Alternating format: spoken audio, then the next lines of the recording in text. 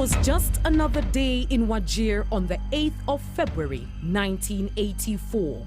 As the men attended to their livestock, mothers were busy with their domestic chores as their children played outside. Unknown to the residents of Wajir, at the Wajir DC's office, a high-level meeting of the National Intelligence and Security Committee was taking place behind closed doors. Just over 24 hours later, a series of bizarre events began to unfold in and around Wajir town.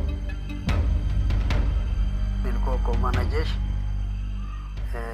wakati ile ya Wagalla massacre, nilikuwa hapa Wajir camp. Tarehe 9 mwezi wa 4 mwaka wa 84. Tuliamshwa usiku na komanda ya kambi ambaye ni meja mdogo Wilson mdogo. Tukakutanishwa saa 9 ya usiku mahali kambi. Tukaambiwa asubuhi ikifika saa 11 tunaingia magari askari yote kuja Wajir town. I was working in the hostel, and around 3 p.m. there was at the police station, which is not very far from the hostel, there was an alarm. My brother used to be a policeman, so I know. It means all soldiers should come. The soldiers and police officers on this mission had been mobilized from far and wide. As the residents of Wajir town slept on, unaware of the events taking place outside, they were woken up by the roar of military trucks. And on looking out of their homes, they realized that they had been surrounded. It is estimated that around 30 army and police trucks surrounded Wajir town that night. Within no time, the military and police officers moved from Manyata to Manyata, rounding up all the men from the Digodia clan, identifiable by their names. This operation took several hours. The Digodia men at first had no idea as to why they were being rounded up. Gari ya kijaswa naenda Amerika jeshi, bomu ya jeshi. Sisi wale ingine karibu come back kwa ile wa Wagalla bomu kawanja. What happened next has come to be known as one of the darkest moments in Kenya's history, the Wagalla massacre. Wanaanza kupiga, sisi nalala namna hii, jua hiko, kokoto, wanachoma watu, nalala namna hii, alafu askari ndio wanapiga mpaka hapa, fimbo, rungu, risasi, yote, moto, hakuna kitu libaki. Watu wengine piga risasi mingi na kufa. As they were brutally battered and dosed with petrol before being set ablaze, it's only then that the Digodia men finally had an idea as to why they were being tortured. They were asked to produce the illegal firearms that they had allegedly hidden. Mwingine anasema niko na bunduki ili atoroke, apate namna ya kutoroka. Anaenda anaambia twende, onyesha bali iko bunduki.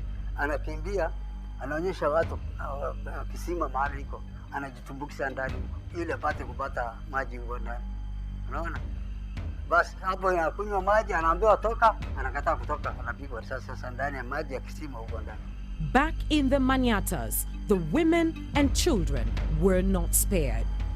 Ila Jumapili, ila Jumamosi yote anashoma yumba. Na askari nafuruta sisi miguu. Ati nasema bana yenu sisi na jinja, leo na bana na sisi wajeshi. Unisikia? Hata kama mimi naonesha wewe hapa, hungu nabiga mimi askari, hata wewe ona. Naona hata askari nafanya namna hii mimi. Nafuruta miguu.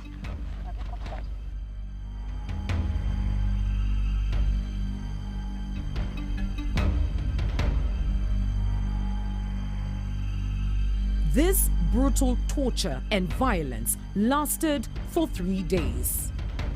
February is the hottest month of the year in Wajir district, with temperatures reaching as high as 40 degrees Celsius. The injured and the dying lay helplessly in the sweltering heat and were denied access to food or water. Binadamu unachomwa na petroli, wewe tafikiria nini? Binadamu naomba mkojo ya mtu mwingine anasema wewe niwekee kidogo nionje.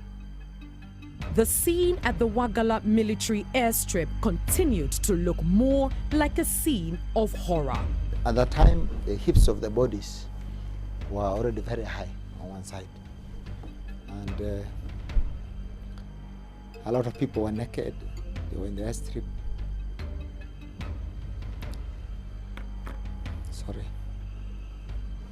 At the end of it all, several hundred men were dead, hundreds maimed for life, and thousands remain unaccounted for to this day. And for many residents of Wajir, the physical and psychological wounds arising from that attack feel as fresh today as they were that night 27 years ago.